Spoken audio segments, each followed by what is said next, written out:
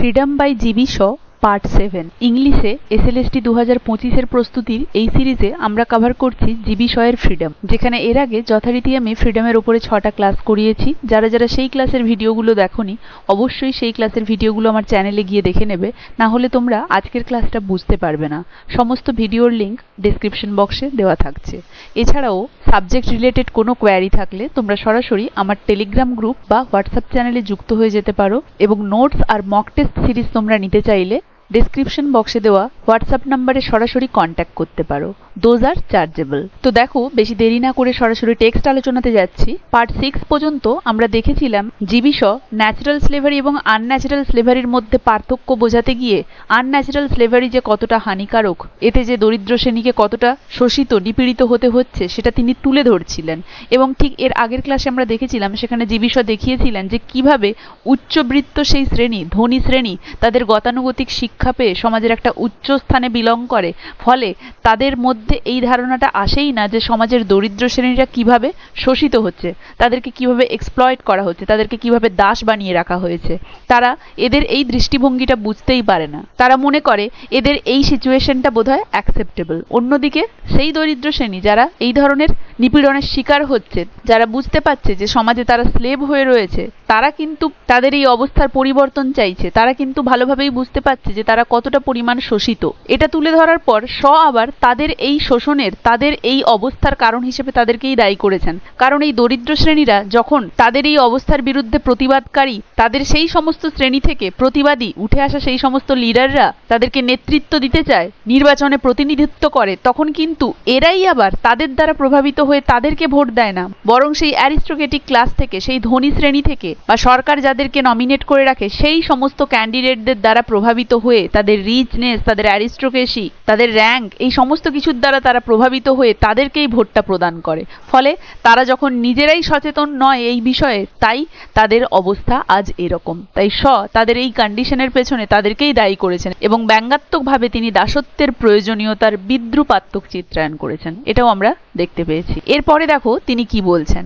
Now this it is said is human nature and you cannot change human nature. And this, এখন এটা ইট is said বলা হয়ে থাকে, is human nature, হয় মানুষের প্রকৃতি, and you cannot change human nature, এবং তুমি মানুষের প্রকৃতি চেঞ্জ করতে পারবে না। এত কিছু বলার পরে জিবি শ আবারও বলছেন যে দেখো, এটা বলা হয়ে থাকে, এটা হচ্ছে মানুষের প্রকৃতি, এবং মানুষের প্রকৃতি তুমি কখনো চেঞ্জ করতে পারবে না। কারণ মানুষ সবসময় তার ওপরের rank, higher social status, rank এবং সেই অ্যারিস্টোক্রেসি দ্বারা প্রভাবিত হয়, তাদেরকেই ভোট দিয়ে দেয়। নিজেদের সোসাইটি থেকে যে বিলং করছে, তাদের এই অবস্থার পরিবর্তনের জন্য যে প্রতিবাদে সোচ্চার হয়েছে, তাকে কিন্তু তার ব্যক্তিত্ব দ্বারা প্রভাবিত হয়ে ভোট দেবে না। ফলে মানুষের অবস্থা, যারা শোষিত হচ্ছে সেই দাসদের অবস্থা তো এটাই হবে।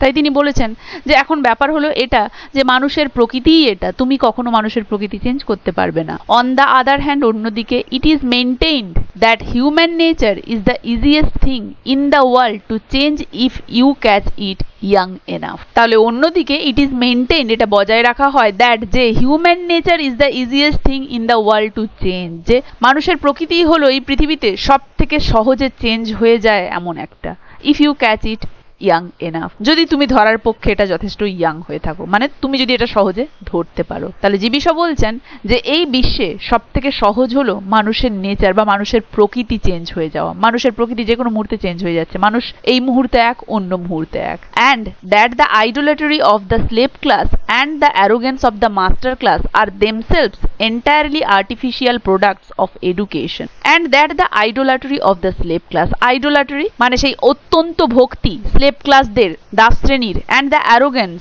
এবং সেই অহংকার কাদের, অফ দ্য মাস্টার সেই প্রভু ক্লাসদের বা প্রভু শ্রেণীর, আর দেমসেলভস এরা নিজেরাই, এন্টায়ারলি আর্টিফিশিয়াল পুরোপুরিভাবে কৃত্রিম, প্রোডাক্ট ফসল বা ফলন, অফ এডুকেশন শিক্ষার। তাহলে এখানে সব বলছেন যে সেই স্লেভ ক্লাসদের যে ওই অতিরিক্ত অত্যন্ত ভক্তি এবং ওই মাস্টার ক্লাসদের যে ওই অহংকার, এটা কিন্তু নিজেদের মধ্যেই একটা আর্টিফিশিয়াল প্রোডাক্ট অফ এডুকেশন, শিক্ষার একটা পুরোপুরি কৃত্রিম ফসল। মানে এদের শিক্ষাটাই এমন হয়েছে যেই শিক্ষার ফল হিসেবে এদের মধ্যে এটা দেখা যায়। স্লেভ ক্লাসরা যেন অত্যন্ত ভক্তিমান, প্রভুদের জন্যে, আর সেই মাস্টার ক্লাসরা যেন প্রচুর অহংকারী, এটা শিক্ষারই ফল তাদের। অ্যান্ড অফ আ প্রোপাগান্ডা, এবং একটা প্রচারের, that plays upon our infants long before they have left their cradles, এবং একটা প্রচার দ্যাট প্লেজ আপন মানে অনুভূতির একটা সুযোগ নেওয়া, আওয়ার ইনফ্যান্টস আমাদের শিশুদের, long before they have left their cradles মানে হচ্ছে শিশুদের ওই দোলনা। এটি সাধারণত ছোট বা হালকা এক ধরনের পালঙ্ক, যেখানে শিশুদেরকে রাখা হয়, তাদের জন্য ব্যবহার করা হয়, বা এখানে শৈশবের একদম সেই প্রারম্ভিক অবস্থাকেও বোঝানো হতে পারে। তাহলে বলা হচ্ছে যে মাস্টার ক্লাসদের এই অ্যারোগেন্স, স্লেভ ক্লাসদের এই আইডোলাটরি, এটা আর কিছুই নয়, তাদের ওই এডুকেশনের একটা আর্টিফিশিয়াল প্রোডাক্ট। এবং আর কিসের ফল? সেই প্রোপাগান্ডার, সেই প্রচারের, দ্যাট প্লেজ আপন, যেটা সুযোগ নেয় বা সুযোগ নিয়ে খেলে কার? আমাদের শিশুদের, long before they have left, তাদের ছেড়ে দেওয়ার আগেই, দেয়ার ক্রাডলস, তাদের ওই দোলনা, মানে তাদের ওই শৈশবের প্রারম্ভিক সময়ের অনেক আগেই যেটা তাদের ওপর প্রভাব বিস্তার করে, তাদের অনুভূতিতে অলরেডি ঢুকে যায়।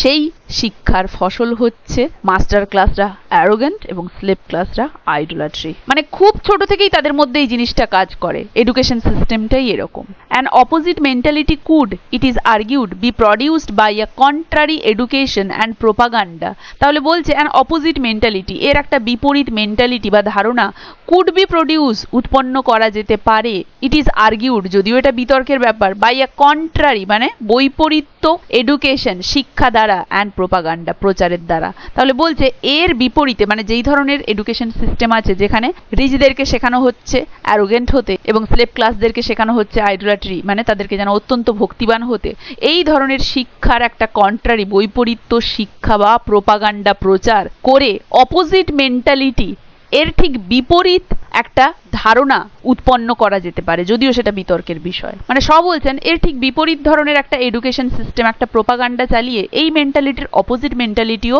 তৈরি করা যেতে পারে, যদিও বিতর্কের বিষয় কতটা করা যাবে কিনা, কিন্তু করা যেতে পারে এটা। You can turn the point over in your mind for yourself, তুমি তোমার মাইন্ডেই তখন এই পয়েন্টটা টার্ন করে নিতে পারো, মানে তুমি তোমার মাইন্ডেই তখন এই জিনিসটা উল্টে দিতে পারো, মানে তখন তুমি তোমার মাইন্ডেই ভেবে এর উল্টোটাও ভাবতে পারো। যদি এর অপোজিট টাইপের শিক্ষা, এডুকেশন বা প্রোপাগান্ডা চালানো হয়, তখন তুমি নিজেই তোমার মাইন্ড দিয়ে ভেবে এর উল্টোটাও ভাবতে পারো, বা তুমি নিজে ভেবেই, তোমার মাইন্ড দ্বারা ভেবেই তুমি এর উল্টোটাও করতে পারো বা উল্টোটাও ভাবতে পারো। মানে ওই কনভেনশনাল স্লেভ ক্লাস এবং মাস্টার ক্লাস এর বিপরীতে তুমি নিজের ব্রেন প্রয়োগ করেও ভাবতে পারো। Do not let me prejudice you one way or the other. Prejudice মানে অ্যাফেক্ট উইথ সাম বায়াস, মানে আমাকে তোমাদেরকে অ্যাফেক্ট করতে দিও না on one way or the other, one way or the other মানে এভাবে বা ওইভাবে। মানে এই যে দুই ধরনের রয়েছে আমি যেগুলো সম্পর্কে বললাম, মানে এই যে এক ধরনের শিক্ষা রয়েছে যেখানে এই ধরনের মেন্টালিটি গড়ে তোলা হয়, এর বিপরীতেও করা যেতে পারে। তাহলে তোমরা নিজেরাও নিজেদের ব্রেন দিয়ে ভেবে দেখতে পারো, এর উল্টোটাও ধারণাটাও রাখতে পারো। আমাকে তোমাদেরকে প্রভাবিত করতে দিও না, এভাবে হোক আর সেভাবে হোক। Do not let me prejudice মানে আমার দ্বারা এফেক্ট হয়ে নয়, নিজেরা নিজেদের ব্রেন প্রয়োগ করে এটা করতে পারো। মানে এখানে once again logically treats the possibility of changing and shaping human nature by a different system of education. একটা অন্য ধরনের শিক্ষা ব্যবস্থার মাধ্যমে মানুষের প্রকৃতিকে চেঞ্জ করার যে একটা সম্ভাবনা, সেটা তিনি তুলে ধরেছেন। যে শিক্ষা ব্যবস্থা যেরকম, প্রোপাগান্ডা যেরকম, এর ঠিক একটা বিপরীত যদি আনা যায় তাহলে মানুষের এই প্রকৃতি চেঞ্জ হতে পারে। Next, the practical question at the bottom of it all is how the income of the whole country can best be distributed from day to day. তাহলে দ্য প্র্যাকটিক্যাল কোয়েশ্চেন, একটা বাস্তবসম্মত প্রশ্ন সবশেষে আসছে যে কিভাবে দ্য ইনকাম, উপার্জন of the whole country, পুরো দেশের, ক্যান বেস্ট বি ডিস্ট্রিবিউটেড, সব থেকে ভালোভাবে বিতরণ করা যেতে পারে ফ্রম ডে টু ডে মানে প্রত্যেক দিন। তাহলে প্রত্যেক দিনের হোল কান্ট্রির যে ইনকাম সেটাকে ভালোভাবে সবার মধ্যে বিতরণ করা যাবে কিভাবে, এটাই একটা বাস্তব কোশ্চেন উঠে আসছে, যাতে করে সব শ্রেণীর মধ্যে সমতা বজায় থাকে, যাতে করে কোনো উচ্চ শ্রেণী, নিম্ন শ্রেণী, কোনো শ্রমিক শ্রেণী, কোনো প্রভু শ্রেণী না জন্মায়। তাহলে কিভাবে কোনো কান্ট্রির ইনকামটাকে ডিস্ট্রিবিউট করা যেতে পারে, মানে প্রত্যেক দিন কান্ট্রির ইনকামটাকে ডিস্ট্রিবিউট করা যেতে পারে যাতে করে এই বৈষম্য বা প্রভেদ না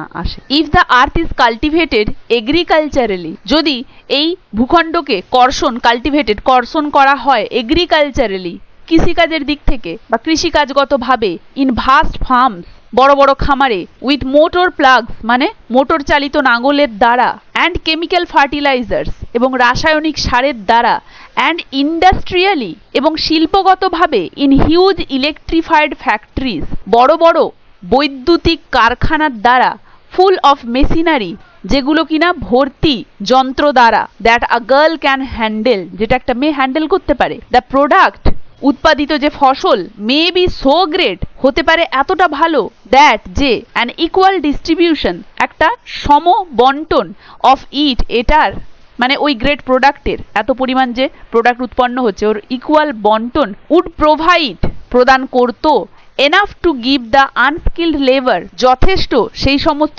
অদক্ষ শ্রমিকদেরকে, অ্যাজ মাচ যতটা পরিমাণ, অ্যাজ দ্য ম্যানেজার্স ওই ম্যানেজারদেরকে, and the man of the scientific staff এবং ওই বৈজ্ঞানিক কর্মীদেরকে। বৈজ্ঞানিক কর্মী বলতে সেই সমস্ত বিজ্ঞানসম্মত উপায়ে সেই সমস্ত পদ্ধতি চালু করার যে মালিক বা ওই সমস্ত মেশিনের যে সৃষ্টিকর্তা, সায়েন্স নিয়ে যারা কাজ করে আজকে এই জিনিসটা এনেছে সেই সমস্ত স্টাফদেরকেও এটা যতটা প্রোভাইড করতো, তাদের ওই ফ্যাক্টরির ম্যানেজারদেরকেও এটা ততটা প্রোভাইড করতো, এমনকি সেখানকার আনস্কিল লেবারদেরকেও এটা ততটাই প্রোভাইড করতে পারত। মানে সব বলছেন যদি বড় ফার্মগুলোকে এগ্রিকালচারালি কাল্টিভেট করা হয়ে থাকে, সেখানে কেমিক্যাল ফার্টিলাইজার ইউজ করা হয়ে থাকে এবং সেই সমস্ত ফ্যাক্টরিগুলোতে যেখানে বৈদ্যুতিক যন্ত্রপাতিগুলো ব্যবহার করা হয়ে থাকে, যেখানে একটা মেয়ে হ্যান্ডেল করতে পারে এই সমস্ত কিছু, তাহলে সেই সমস্ত জায়গা থেকে যে ফসল মানে সেই সমস্ত জায়গার যে উৎপাদন হবে সেটা এতটাই বিপুল পরিমাণে হবে যে সেটার ইকুয়াল ডিস্ট্রিবিউশন সেই সায়েন্টিফিক স্টাফদেরকেও যতটা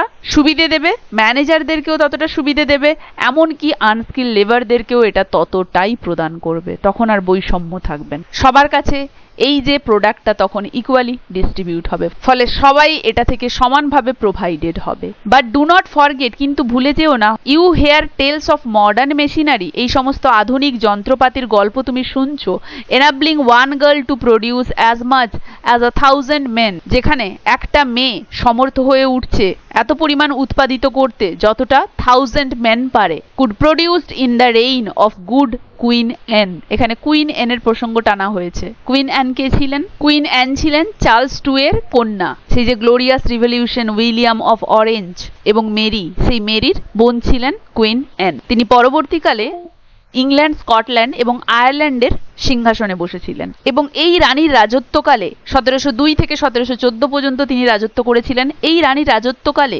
অর্থনীতি এবং বাণিজ্যের প্রসার ঘটে, ফলে পণ্যের উৎপাদন বৃদ্ধি পায় এবং এই সময়কালে কৃষি, শিল্প, বাণিজ্যে অনেক অগ্রগতি দেখা যায়, যার ফলে সামগ্রিকভাবে সমৃদ্ধি বৃদ্ধি পেয়েছিল। সেই সময় কৃষিতে উৎপাদনও বেশি হয়েছিল, গমের উৎপাদন উল্লেখযোগ্যভাবে উন্নত হয়েছিল। শুধু কৃষিই নয়, শিল্পতেও এই সময় যথেষ্ট উন্নতি হয়। কয়লা খনি এবং কাপড় তৈরির মতো গুরুত্বপূর্ণ শিল্পগুলো এই সময় একদম সমৃদ্ধ হয়ে উঠেছিল। লোহার পণ্যের চাহিদাও ক্রমবর্ধমান ছিল, আর এই চাহিদা পূরণের জন্য লোহা গলানোর ক্ষেত্রে কিছু উদ্ভাবন আনা হয়েছিল।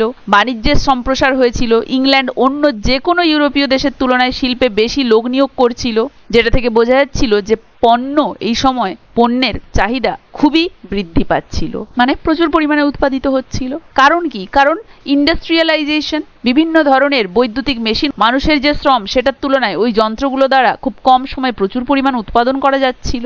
তো তাই বলা হয়েছে যে কুইন অ্যানের সময়ে 1000টা মানুষ রেইন মানে সিংহাসনে আরোহণ, সিংহাসন আরোহণ, তাহলে কুইন অ্যান যখন সিংহাসনে বসছিলেন সেই সময়ে এত যে চারিদিকে বৃদ্ধি পাচ্ছিল উৎপাদন, তখন 1000টা মানুষ যা করতো এখন কিন্তু ওই একটা মানুষই তাই পারবে। তাই এই মেশিনারি, এই যে ইলেকট্রনিক মেশিনস, এগুলো কিন্তু মানুষের শ্রম হ্রাস করবে, উৎপাদন বৃদ্ধি করবে, ঠিক আছে। তাই বলা হচ্ছে এই যে উৎপাদন যেটা বাড়ছে, যেটা কুইন অ্যানের সময় 1000 মানুষ এটা করতে পারতো, এখন সেটা একটা গার্লই করে দিচ্ছে।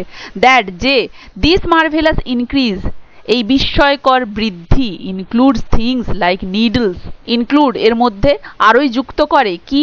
থিংস জিনিস, লাইক নিডলস সূচের মতো, অ্যান্ড স্টিল পিনস এবং ইস্পাতের পিন, অ্যান্ড দ্য ম্যাচেস এবং ম্যাচেস সেই অগ্নিদ্রব্য, হুইচ উই ক্যান নাইদার ইট, যেটা আমরা খেতেও পারবো না, নট ড্রিঙ্ক না পান করতে পারবো, নর ওয়্যার না পরিধান করতে পারবো। মানে এই যে জিনিসগুলো উৎপন্ন করা হচ্ছে, এগুলো সভ্যতার কোন কাজে দেবে তা কিন্তু আমাদের জানা নেই। এগুলো উৎপন্ন করা হচ্ছে, এগুলো খেতে পারবো না, পরিধান করতে পারবো না, পান করতে পারবো না, উল্টে বলা যেতে পারে এগুলোর কিন্তু একটা ক্ষতিকারক দিক আছে। তাহলে এই যে এত পরিমাণ উৎপাদন, এই যে ক্রমবর্ধমান সমৃদ্ধি, এই সমৃদ্ধির সাথে সাথে কিন্তু এই জিনিসগুলোর উৎপাদনও আসছে যেগুলোকে না আমরা খেতে পারি না আমরা পরিধান করতে পারি। Very young children will it needles, খুব ইয়াং শিশুরা কি করে, এই নিডলসগুলো খেয়ে ফেলে। অ্যান্ড ম্যাচেস ইগারলি, এবং উৎসুকভাবে সেই ম্যাচেসগুলোকেও খেতে তারা উদ্যত হয়। But the diet is not a nourishing one, কিন্তু এই ডায়েটটা, এই খাদ্যটা কিন্তু পুষ্টিকর নয়। দেখো এই যে কথাটা তিনি এখানে বলেছেন, এটার আক্ষরিক অর্থও রয়েছে, আবার এটাকে যদি আমরা ডিপ সেন্সে ভাবতে যাই এর ইনার মিনিংও রয়েছে। মানে এই জিনিসগুলো সভ্যতার কোনো উন্নতিতে তো কাজে লাগছে না, এই জিনিসগুলো ক্ষতির দিক। কিন্তু এত পরিমাণ উৎপাদন বৃদ্ধি পাচ্ছে, বিভিন্ন ধরনের জিনিস তৈরি হচ্ছে, ফলে এই জিনিসগুলো উৎপাদিত হচ্ছে, কিন্তু এই জিনিসগুলো কোনো ভালো কিছুকে সাজেস্ট করে না, কিন্তু উল্টে এই জিনিসগুলো কিন্তু ক্ষতিই করে, এটা বিপদই ডেকে আনবে। অ্যান্ড দো we can now cultivate the sky as well as the earth, এবং যেহেতু এখন আমরা মানে পৃথিবী এবং আকাশ সবকিছুই কর্ষণ করে দিতে পারি, কারণ এতটাই মানুষ উন্নতির শিখরে গিয়েছে, এতটাই মানুষ মেশিন উদ্ভাবন করতে পেরেছে, বৈদ্যুতিক সমস্ত যন্ত্রপাতি ইউজ করছে এবং সেগুলোর ফলে এতটাই উন্নতি করছে, ইন্ডাস্ট্রিয়ালাইজেশন ঘটেছে, সমস্ত কিছুর ফলে উৎপাদন এত বৃদ্ধি পাচ্ছে, মানুষ উন্নতির চরম শিখরে উঠছে, সমৃদ্ধি বৃদ্ধি পাচ্ছে। তো এর ফলে কি হচ্ছে, মানুষ যেন এই সময়ে আকাশ পৃথিবী সবকিছুই কর্ষণ করে দিতে পারে এমন একটা সিচুয়েশন।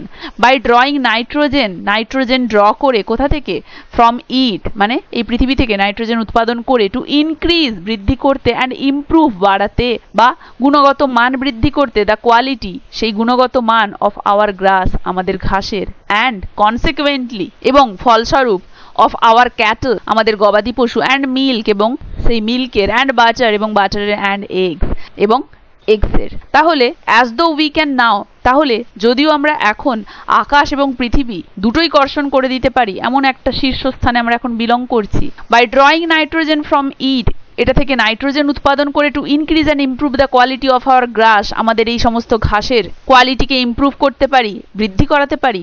ফলস্বরূপ আরও আমাদের এই যে ক্যাটল, মিল্ক, বাটার, এগস রয়েছে এগুলোর প্রোডাকশনকেও আমরা প্রভাবিত করতে পারি।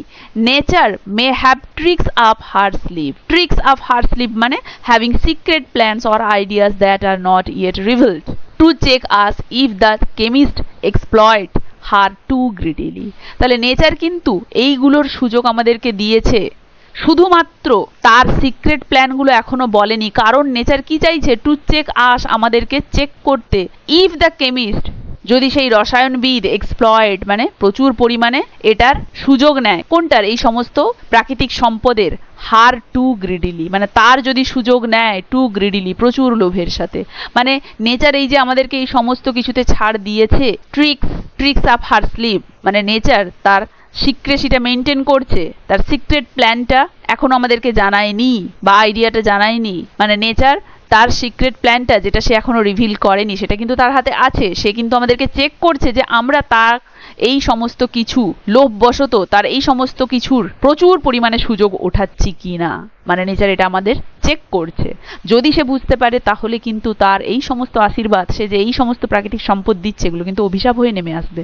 সেটাই যে বিষয় এখানে বোঝাতে চেয়েছেন, যে নেচার কিন্তু তখন যে অভিশাপটা দেবে তখন কিন্তু সেটা আমরা সহ্য করতে পারবো না, তখন নেচারের এই যে বোন it will be turned into কার্সেস। তাহলে এখানে দেখা যাচ্ছে সো স্ট্রাইকস আ warning against ever harnessing natural element, প্রাকৃতিক সমস্ত উপাদানের অগাধ পরিমাণ সুযোগ ওঠানোর ক্ষেত্রে নেচার যেন এখানে আমাদেরকে একটা ওয়ার্নিং দিচ্ছে, এমন একটা দিকই যে বিষয় ইন্ডিকেট করছেন যে নেচার কিন্তু তার প্ল্যানগুলো এখনো বলেনি, সে আমাদেরকে এটাতে ছাড় দিয়েছে এবং সে চেক করছে যদি সেই কেমিস্ট, সেই রসায়নবিদ তার এই সমস্ত কিছু উপাদানগুলোকে এক্সপ্লয়েট করছে কিনা গ্রিডিলি, যদি এটা শেষমেশ এমন একটা পর্যায়ে যায় যেটা নিয়ন্ত্রণের বাইরে, তখন কিন্তু এই নেচার যে কিনা আশীর্বাদ স্বরূপ এই সমস্ত প্রাকৃতিক উপাদান আমাদের সামনে তুলে ধরেছিল, তার এই আশীর্বাদ কিন্তু অভিশাপে পরিবর্তিত হয়ে যাবে। এরপরে দেখো, and now to sum up, এখন সংক্ষেপে বলতে গেলে, wipe out from your dreams of freedom, তোমার স্বাধীনতার স্বপ্ন থেকে মুছে ফেলো, the hope of being able to do as you please all the time, the hope আশাটা, of being able to do as you please all the time, তোমার সব সময় সমর্থ হয়ে ওঠাটা যেটা তুমি প্লিজ করতে করো, অন্যকে আনন্দ দিতে। তাহলে সংক্ষেপে বলতে গেলে তোমার স্বাধীনতার স্বপ্ন থেকে এই আশাটা বাদ দাও। কোন আশাটা? Of being able to do, করতে সম্মত হওয়াটা, as you please all the time, সব সময় করতে সম্মত হওয়াটা অন্যকে প্লিজ করার জন্য। For at least 12 hours of your day, কারণ 12 ঘন্টা, তোমার দিনের 12 ঘন্টা নেচার অর্ডারস ইউ, নেচার তোমাকে অর্ডার করে টু ডু সার্টেন থিংস, নির্দিষ্ট কিছু জিনিস করতে, অ্যান্ড উইল কিল ইউ, এবং মেরে ফেলবে তোমাকে if you do not do them, সেগুলো যদি না করো।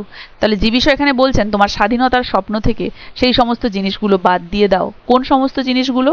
না, কোনো কিছু করতে সমর্থ হওয়াটা সব সময়। কারণ তোমার দিনের অ্যাটলিস্ট 12 ঘন্টা চলে যাচ্ছে ন্যাচারাল স্লেভারিতে, এবং এই ন্যাচারাল স্লেভারিগুলো, যেগুলো কিনা সার্টেন থিংস, বিশেষ কিছু জিনিস যেগুলো তোমাকে করতেই হবে, কারণ এগুলো যদি তুমি না করো, খাওয়া, ঘুম, শোয়া, রেস্ট নেওয়া, এই যে সমস্ত জিনিসগুলো, এগুলো তুমি যদি না করো তাহলে প্রকৃতি কিন্তু তোমাকে মেরেই ফেলবে। অবশ্যই ঘুম না হলে আমরা পাগল হয়ে যাব, একটা সময় গিয়ে আমরা কিন্তু আর পেরে উঠবো না। তাহলে বলছে যে এই সমস্ত জিনিসগুলো না করলে তুমি কিন্তু মারা যাবে, বা নেচার কিন্তু তোমাকে মেরে ফেলবে। This leaves 12 hours for working, ফলে কি হচ্ছে, দিনের 12 ঘন্টা চলে যাচ্ছে ন্যাচারাল স্লেভারিতেই, সেটা না করলেও তো নয়, তুমি মারা যাবে নইলে, আর বাকি তাহলে শুধু 12 ঘন্টা পড়ে থাকছে। তাই বলছে দিস লিভস, দিস মানে ওই 12 hours যেটা নিয়ে নিচ্ছে অলরেডি নেচার তোমার থেকে, সেটা লিভস তোমাকে কিসে ছাড়ছে? 12 hours ফর ওয়ার্কিং, আর 12 ঘন্টা তোমাকে শুধু ছাড়ছে কাজ করার জন্য। অ্যান্ড হেয়ার এগেইন, এবং এখানে আবারও নেচার, প্রকৃতি, উইল কিল ইউ, তোমাকে মেরে ফেলবে, আনলেস, না হলে, you either earn your living or get somebody else to earn it for you. মানে এখানেও 12 ঘন্টা যে আর বাকি থাকছে কাজের জন্য, কাজ বলতে যে বিষয় আবার বলে উঠলেন, যে এই কাজ প্রসঙ্গে আবার বলি, এখানেও কিন্তু নেচার তোমাকে মেরে ফেলবে যদি না তুমি তোমার নিজের জন্য উপার্জন করো, বা অন্য কাউকে পাও যে তোমার হয়ে উপার্জন করবে। তাহলে যে বিষয় এখানে বলছেন যে বাকি যে 12 ঘন্টা পড়ে থাকলো, সেই 12 ঘন্টাটা তোমার কাজের জন্য পড়ে রইল, এবং এই কাজ তোমাকে করতেই হবে। এবং এখানেও তুমি কাজ না করলে নেচার তোমাকে মেরেই ফেলবে, কারণ তোমাকে তো কাজ করতে হবে নিজের জীবন চালানোর জন্য, জীবন নির্বাহ করার জন্য তোমাকে তো কাজ করতেই হবে, নিজের উপার্জন আনতেই হবে জীবন চালানোর জন্য। আইদার নিজে আনো, বা অন্য কাউকে তুমি পাও, বা অন্য কাউকে ঠিক করো যে তোমার হয়ে আর্ন করে দেবে। If you live in a civilised country, যদি তুমি একটা সভ্য দেশে বাস করো, ইয়োর ফ্রিডম, তোমার স্বাধীনতা, ইজ রেস্ট্রিক্টেড, সীমাবদ্ধ, by the laws of the land, সেই ভূমির বা সেই দেশের আইনের দ্বারা তোমার ফ্রিডম কিন্তু restricted. Enforced by the police, পুলিশের দ্বারা এনফোর্স মানে প্রয়োগ করা হয় বলপূর্বক। হু অবলাইজ ইউ, যারা তোমাকে বাধ্য করে টু ডু দিস, এটা করতে, and not to do that, ওটা না করতে, অ্যান্ড টু পে রেটস, এবং সেই দরটা পে করতে। If you do not obey this laws, তুমি যদি ওই আইন কানুনগুলো না মানো, the courts will imprison you, court কি করবে? তোমাকে বন্দি করে নেবে।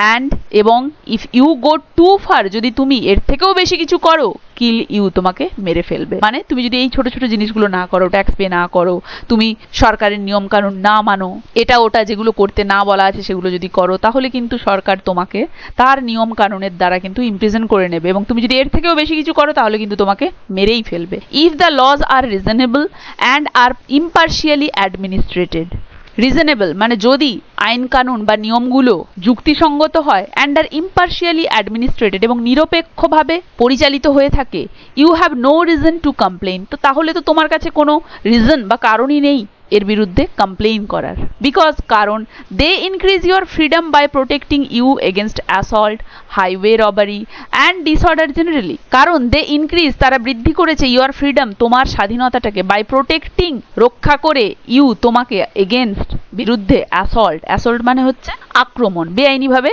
কারো শরীরে হাত দেওয়া, অ্যাসল্ট বলছে ওটাকে। হাইওয়ে রবারি, হাইওয়েতে যে সমস্ত ডাকাতি হয়, অ্যান্ড ডিসঅর্ডার জেনারেলি, এবং বিশৃঙ্খলা সাধারণভাবে। তাহলে যদি ওই নিয়ম রিজনেবল হয়, ইম্পার্শিয়ালি অ্যাডমিনিস্ট্রেটেড হয়, কারণ এই সমস্ত জিনিসগুলো তোমার ফ্রিডমকে আরো বাড়িয়ে দিচ্ছে, তোমার স্বাধীনতাটাকে বৃদ্ধি করছে, কি করে না এই অ্যাসল্ট বন্ধ করে, হাইওয়ে রবারি বন্ধ করে, ডিসঅর্ডার বন্ধ করে, তাহলে সেক্ষেত্রে তো তোমার কাছে কোনো কারণ থাকছে না এর বিরুদ্ধে কমপ্লেইন করার। But as society is constituted at present, কিন্তু যেহেতু সমাজ বর্তমানে constituted, formed, there is another far more intimate compulsion on you, সেখানে আরও একটা এর থেকেও বেশি ইন্টিমেট মানে পার্সোনালি রিলেটেড কম্পালশন, বাধ্যবাধকতা, অন ইউ, তোমার উপরে রয়েছে। তাহলে এখানে কি বলছেন? আগের প্যারাতে তিনি যেটা বলেছিলেন যে আইন কানুন যদি এরকম হয়, যুক্তিসঙ্গত হয়, এরকম নিরপেক্ষভাবে অ্যাডমিনিস্ট্রেটেড হয়, সেখানে তো তোমার কমপ্লেনের কিছু নেই। কিন্তু আমাদের এই সমাজে কি দেখা যাচ্ছে, এর থেকেও বেশি একটা বাধ্যবাধকতা দেখা যাচ্ছে, কি that of your landlord and that of your employer. সব বলছেন বর্তমান সময়ে আমাদের এই সোসাইটি যেভাবে ফর্মড, সেখানে কিন্তু দেখতে গেলে দেখা যাবে আরও একটা এর থেকেও বেশি বাধ্যবাধকতা রয়েছে তোমার উপরে। কি না, দ্যাট অফ ইয়োর ল্যান্ডলর্ড, যে তোমার ল্যান্ডলর্ড মানে যে তোমাকে তার ল্যান্ডে থাকতে দেয়, তোমার বাড়ির মালিক বা তোমার ওই সম্পত্তির মালিকানাধীন যে ব্যক্তি, and that of your employer, এবং তোমার ওই মালিক, কাজের ক্ষেত্রে যে তোমার মালিক। তাহলে তুমি যেখান থেকে আর্ন করে জীবন চালাচ্ছ সেই যে তোমার এমপ্লয়ার, সেই যে মালিক, এবং তুমি যার জায়গা ভাড়া নিয়ে রয়েছো সেই যে ল্যান্ডলর্ড, এই দুজন কিন্তু তোমার জীবনে অনেক বাধ্যবাধকতা আনতে পারে। Your landlord may refuse to let you live on his estate. তোমার ওই ল্যান্ডলর্ড, বাড়ির মালিক, তোমাকে তার সম্পত্তির ওপরে বসবাস করতে রিফিউজ করতে পারে if you go to chapel instead of to church, যদি তুমি চার্চের বদলে চ্যাপেলে যাও। চ্যাপেল মানে, চ্যাপেল হচ্ছে a small building or room that is used by some Christians as a church। তাহলে বলছে যে তুমি চার্চে না গিয়ে যদি চ্যাপেলে যাও, তাহলে হয়তো তোমার ল্যান্ডলর্ড দেখা যাবে তার ওই জায়গায়, তার ওই ভূমির ওপরে তোমাকে থাকতে দিচ্ছে না। Or if you vote for anyone but his nominee, বা তুমি যদি তার সিলেক্ট করে দেওয়া প্রার্থীকে ভোট না দিয়ে অন্য কাউকে ভোট দাও, তাহলে মানে তার পছন্দের ব্যক্তিকে তুমি যদি ভোট না দাও, তাহলেও হয়তো তার বিরাগ ভাজন হতে পারো তুমি, তখনও হয়তো তার জায়গায় তোমাকে থাকতে দেবে না, বের করে দেবে। অর ইফ ইউ প্র্যাকটিস অস্টিওপ্যাথি, বা যদি তুমি অস্টিওপ্যাথি প্র্যাকটিস করো। অস্টিওপ্যাথি কি জিনিস?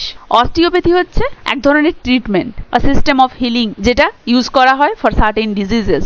হাড় এবং মাসেলগুলোকে ম্যাসেজ করে এক ধরনের রোগ থেকে মুক্তি পাওয়া বা এক ধরনের হিলিং প্রসেস বা ট্রিটমেন্ট হচ্ছে অস্টিওপ্যাথি।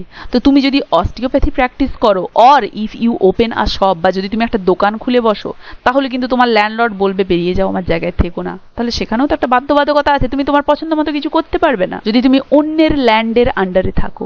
Your employer May dictate the cut, colour and condition of your clothes. তোমার যে এমপ্লয়ার, তোমার যে কাজের জায়গায় যে মালিক, সে তোমাকে ডিকটেট করে দিতে পারে কি কি বিষয়ে? The cut, colour and condition of your cloth, তোমার যে পোশাক রয়েছে সেই পোশাকের কাটিং কেমন হবে, কালার কেমন হবে, কন্ডিশন কেমন হবে, সেটাও কিন্তু ডিকটেট করে দিতে পারে তোমার কাজের জায়গার মালিক বা তোমার boss. As well as your hours of work, এমনকি সেই ব্যক্তিটা তোমার কাজের ঘন্টাও নির্ধারণ করে দেবে। তোমার কোনো পছন্দ নেই সেক্ষেত্রে, তাহলে তোমার ড্রেসটাও নির্ধারণ করে দেবে, তোমার কাজের সময়টাও কিন্তু তোমার ওই কাজের জায়গার বস নির্ধারণ করে দেবে। He can turn you into the street, সে তোমাকে পথে নামিয়ে দিতে পারে অ্যাট এনি মোমেন্ট, যে কোনো মুহূর্তে, to join the melancholy band of lost spirit. Melancholy band of lost spirit মানে ওই রাস্তায় রাস্তায় যে বিষণ্ণ একাকী ভবঘুরে গায়কের দল থাকে, যাদেরকে দেখে মনে হয় লস্ট স্পিরিট। তোমার ওই মালিক তার কথা না শুনলে কিন্তু তোমাকে যে কোনো মুহূর্তে রাস্তায় নামিয়ে দিতে পারে, মানে তোমার যে কোনো মুহূর্তে চাকরি খেয়ে নিতে পারে। তখন তুমি ওই মেলানকোলি ব্যান্ড অফ লস্ট স্পিরিটকে যোগদান করবে, মানে তখন তোমার অবস্থা তাদের মতো হবে, মানে তোমার ওই মালিক যে কোনো সময় তোমার কাজ খেয়ে তোমাকে কর্মহীন করে দিতে পারে, তোমাকে রাস্তায় নামিয়ে দিতে পারে। ইন শর্ট, সংক্ষেপে বলতে গেলে, হিজ পাওয়ার ওভার ইউ, তার ক্ষমতা তোমার উপরে, ইজ ফার গ্রেটার, অনেক বেশি, than that of any political dictator could possibly be, যে কোনো রাজনৈতিক শাসকের থেকে, বা যে কোনো রাজনৈতিক শাসকের ক্ষমতা তোমার উপরে যতটা হতে পারে তার থেকে অনেক বেশি সেই মালিকের ক্ষমতা তোমার উপরে। সে চাইলে তোমার জীবন নিয়ে এতটা কিছু করতে পারে, কিন্তু তার তুলনায় রাজনৈতিক ওই শাসকরা এতটা পরিমাণ হয়তো করতে পারবে না যতটা তোমার ওই ল্যান্ডলর্ড, তোমার ওই এমপ্লয়ার করতে পারে। ইয়োর অনলি রেমেডি, অতএব তোমার একমাত্র প্রতিকার অ্যাট প্রেজেন্ট, বর্তমানে, ইজ হয় দ্য ট্রেড ইউনিয়ন, সেই শ্রমিক সংগঠন, trade union weapon of the strike, সেই শ্রমিক সংগঠন নামক হাতিয়ার যারা ওই স্ট্রাইক করে। এখানে স্ট্রাইক মানে আঘাতের চিহ্ন বলতে পারবে, স্ট্রাইক মানে ধর্মঘট। তাহলে তোমার একমাত্র এই সিস্টেমের বিরুদ্ধে স্ট্রাইক করার ওয়েপন হচ্ছে ট্রেড ইউনিয়ন, বা এই ট্রেড ইউনিয়ন যারা ওই ধরনের ধর্মঘট সংগঠিত করে, সেটাই তোমার একমাত্র ওয়েপন এর থেকে প্রতিকার পাওয়ার জন্য। Which is only the old oriental device, যেটা একটা ওরিয়েন্টাল ডিভাইস, যেটা প্রাচ্যের একটা যন্ত্র। তাহলে যেটা প্রাচ্যের একমাত্র একটা যন্ত্র অফ স্টার্ভিং, উপবাসের মানে অনশনের, on your enemy's doorstep, তোমার শত্রুর দরজাতে। শত্রু বলতে সেই যে এমপ্লয়ার, তার দরজায়, মানে সেই এমপ্লয়ার যখন তোমার উপরে এই অত্যাচার করবে, তোমাকে স্লেভ হিসেবে খাটাবে, তখন তোমার একমাত্র অস্ত্র কি স্ট্রাইক করার? ট্রেড ইউনিয়ন, শ্রমিক সংগঠন, মানে শ্রমিক সংগঠনের থ্রু একমাত্র তোমরা তাদের বিরুদ্ধে প্রতিবাদ করতে পারবে। তার মানে শ্রমিক সংগঠনটাই একমাত্র তোমাদের কাছে ওয়েপন, যেটা কিনা তোমাদেরকে মালিকের দরজাতে অনশনের মাধ্যমে তাদের দরজায় একটা আঘাত আনে। Until he does you justice, যতক্ষণ না পর্যন্ত সে তোমার প্রতি ন্যায় বিচার করে। মানে একমাত্র এই ধরনের ওরিয়েন্টাল ডিভাইসের ইউজ দ্বারা, মানে এই ধরনের অনশনের উপায়ের দ্বারা, এই ধরনের শ্রমিক সংগঠনের অনশনের দ্বারা, যেটা শ্রমিক সংগঠনের সাথে যুক্ত হয়ে তুমি এটাকে একটা হাতিয়ার হিসেবে ইউজ করতে পারো, এই ধরনের অনশন তুমি ওই মালিক পক্ষের দরজায় গিয়ে করতে পারো যতক্ষণ না পর্যন্ত তুমি ন্যায় পাও বা তারা তোমাদেরকে ন্যায় দেয়। নাও এখন, as the police in this country will not allow you to serve in your employer's doorstep, এখন as the police, যেহেতু পুলিশ in this country, এই দেশে, will not allow, তোমাকে অ্যালাউ করবে না বা পারমিশন দেবে না টু স্টাব, অনশন করার বা ক্ষুধায় থাকার, in your employers door step, তোমার মালিকের দরজাতে। তাহলে বলতে গেলে এখন যদিও দেশের পুলিশ তোমাকে তোমার এমপ্লয়ারের দরজা গোড়াতে অনশনে বসতে দেবে না, you must starve on your own, তোমাকে নিজেকেই করতে হবে সেই অনশন, ইফ ইউ হ্যাভ ওয়ান, যদি এই ধরনের জিনিস হয়, যদি তোমার কাছে এরকম একটা জিনিস থাকে। তাহলে এরকম একটা পরিস্থিতি থাকলে ট্রেড ইউনিয়ন হচ্ছে ওয়েপন, যেখানে তুমি ওই ওরিয়েন্টাল ডিভাইস স্টার্ভিং ইউজ করতে পারো তোমার এমপ্লয়ারের ডোর স্টেপে যতক্ষণ না জাস্টিস পাও। কিন্তু আবার পুলিশ, ওই দেশের পুলিশ তোমাকে এরকম একটা জিনিস করতে অ্যালাউ করবে না, অতএব তোমাকে নিজেকেই করতে হবে নিজের দায়িত্বে। দেখো শ এখানে প্রচন্ড বাস্তববাদী একটা কথা বলেছেন। The extreme form of the strike, এই যে ধর্মঘট, এই যে স্ট্রাইক, এর একদম চূড়ান্ত রূপ, দ্য জেনারেল স্ট্রাইক, একদম সাধারণ ধর্মঘট, অফ অল ওয়ার্কার, সমস্ত শ্রমিকদের অ্যাট দ্য সেম মোমেন্ট, একই মুহূর্তে, is also the extreme form of human folly, হয় অলসো আরো, দ্য এক্সট্রিম ফর্ম, একটা চূড়ান্ত রূপ অফ হিউম্যান ফলি, মানুষের বোকামির বা গাধামির। তাহলে এই যে স্ট্রাইক, এই যে ধর্মঘট, সমস্ত ওয়ার্কারদের একসাথে একই সময়ে সমস্ত ওয়ার্কারদের সংগঠিত যে স্ট্রাইক বা এই যে অনশন, এটা কিন্তু বলতে গেলে মানুষের একটা চরম বোকামি বা গাধামি। একসাথে জেনারেল স্ট্রাইক ডেকে দেওয়া, সবাই একসাথে স্ট্রাইকে বসে যাওয়া, অ্যাজ যেহেতু ইফ কমপ্লিটলি ক্যারিড আউট, যদি এটা পুরোপুরিভাবে সম্পন্ন করা হয়, ইট উড এক্সটিংগুইশ, এটা একদম নিভিয়ে দেবে, এটা নিভিয়ে দিতে পারতো বা শেষ করে দিতে পারতো the human race in a week, মানব জাতিকে একটা সপ্তাহের মধ্যে। মানে সবাই একসাথে একই মুহূর্তে যদি স্ট্রাইকে বসে যায়, স্টারভেশনে বসে যায়, অনশনে বসে যায়, এটা তো মানুষের বোকামি, কারণ এটা এক সপ্তাহের মধ্যেই মানুষের চিহ্ন মুছে দেবে। এক সপ্তাহ ধরে না খেলে মানুষ তো এমনিতেই রোগে জ্বালায় শেষমেশ মারা যাবে। অ্যান্ড দ্য ওয়ার্কার্স, এবং শ্রমিকরা, would be the first to perish, শ্রমিকরাই হবে প্রথম টু পেরিশ, মানে প্রাণ হারাতে বা ধ্বংস হতে। তাহলে যদি মানব জাতির চিহ্ন মুছে যায়, সেই জায়গায় শ্রমিকরাই হবে প্রথম ধ্বংসের বলি বা প্রথমেই প্রাণ হারাবে শ্রমিকরা। The general strike is trade unionism gone mad, তাহলে এই যে সাধারণ ধর্মঘট is trade unionism gone mad, মানে সাধারণ ধর্মঘট হলো এমন একটা জিনিস যেখানে আমরা বলতে পারি যে ওই ট্রেড ইউনিয়নিজম, মানে শ্রমিক সংগঠনবাদ, শ্রমিক ইউনিয়নবাদ পুরোপুরি পাগল। সেন, সেন মানে বুদ্ধিমান বা বিবেকী, সেন ট্রেড ইউনিয়নিজম মানে যে ট্রেড ইউনিয়নিজমের একটু বুদ্ধি রয়েছে বা যারা বিবেক দিয়ে বিচার করে, উড নেভার স্যাংশন, তারা কখনোই অনুমোদন দেবে না more than one big strike, একটা বড় স্ট্রাইকের বেশি, অ্যাট এ টাইম, একটা সময়, with all the other trades, অন্যান্য সমস্ত বাণিজ্যের সাথে, ওয়ার্কিং, যারা কাজ করবে, overtime to support it, বেশি সময় ধরে এটাকে সাপোর্ট করতে। তাহলে ট্রেড ইউনিয়নিজম যদি দেখা যায় তারা জেনারেল স্ট্রাইক ডেকেছে একটা মুহূর্তে সবাই মিলে, তাহলে বুঝতে হবে যে ওই ট্রেড ইউনিয়নিজম পুরোপুরি পাগল হয়ে গেছে। কারণ প্রকৃত ট্রেড ইউনিয়নিজম, যাদের বুদ্ধি আছে, বুদ্ধিমান ট্রেড ইউনিয়নিজম কখনোই একটা সময়ে একটার বেশি সাধারণ ধর্মঘটের পারমিশনই দেবে না, যে ক্ষেত্রে অন্যান্য বাণিজ্যগুলো কিন্তু সেই সময় চলতে থাকবে এবং ওভারটাইম করবে, যাতে করে এই স্ট্রাইকটাকে তারা সেই সময় সাপোর্ট করতে পারে। মানে সেদিকে তারা মেকআপ দেবে এটাকে সাপোর্ট করার জন্য। তারা কখনোই একসাথে এক সময়ে একটার বেশি স্ট্রাইক স্যাংশনই করবে না। সেটাই হচ্ছে বুদ্ধিমান ট্রেড ইউনিয়নিজম। মানে ট্রেড ইউনিয়ন ওয়েপন বলে সেটার থ্রু একসাথে আবার এক সময়ে সবাই মিলে আবার স্ট্রাইকে, জেনারেল স্ট্রাইকে নেমে গেলে কিন্তু হবে না, বুদ্ধি দিয়ে জিনিসটা করতে হবে, অ্যাট এ টাইম একটা, সেই সময় অন্য ক্ষেত্রে অন্য ট্রেডে কিন্তু ওভারটাইম হবে এটাকে সাপোর্ট করার জন্য।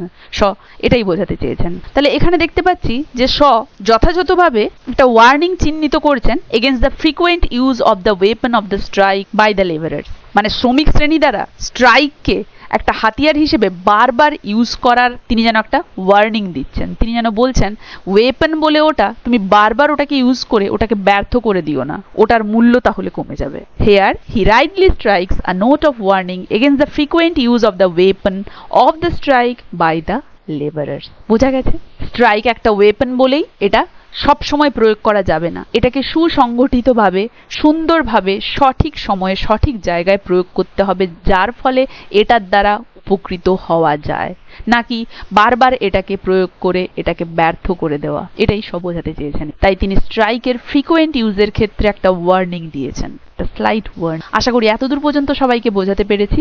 ভিডিওটা কার কেমন লাগলো জানাবে, ভালো লাগলে অবশ্যই একটা লাইক আর শেয়ার করে দেবে, আর যারা যারা চ্যানেলে নতুন কাইন্ডলি চ্যানেলটা সাবস্ক্রাইব করে দেবে। এই ক্লাসটা এখানেই শেষ করছি, দেখা হচ্ছে শেষ অংশটা নিয়ে পরবর্তী ক্লাসে।